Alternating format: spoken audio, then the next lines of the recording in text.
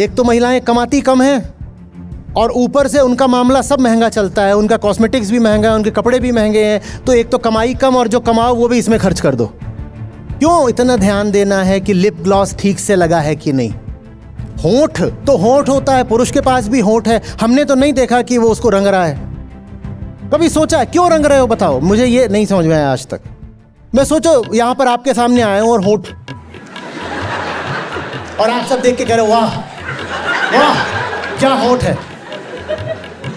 अरे मालूम है होंठ तक नहीं सीमित रहती, नीचे आते जाओ और खुलता जाता है सब।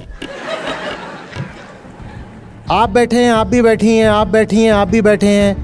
होंठ तो होंठ ही जैसा होता है, लगभग खून जैसी चीज है होंठ। स्त्री पुरुष में एक जैसा ही होता है। होंठ काहे को रंगते हो? क्यों?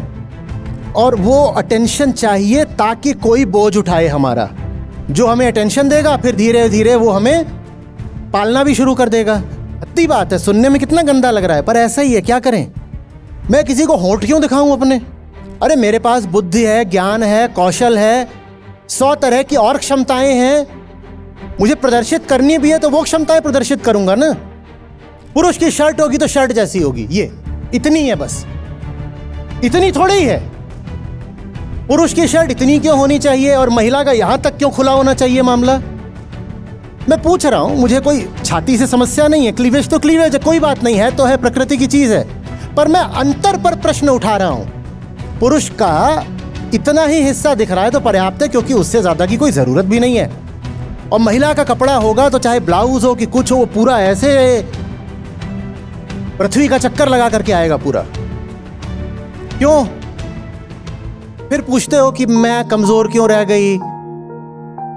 देह है भाई, किसी को स्त्री की मिली है तो किसी को पुरुष को मिलेगी। प्रकृति में 50-50 चलता है।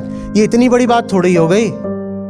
आप चेतना हो, काहे के लिए अपनी जेंडर आइडेंटिटी बिल्कुल खोपड़ी पे रखकर घूम रहे हो?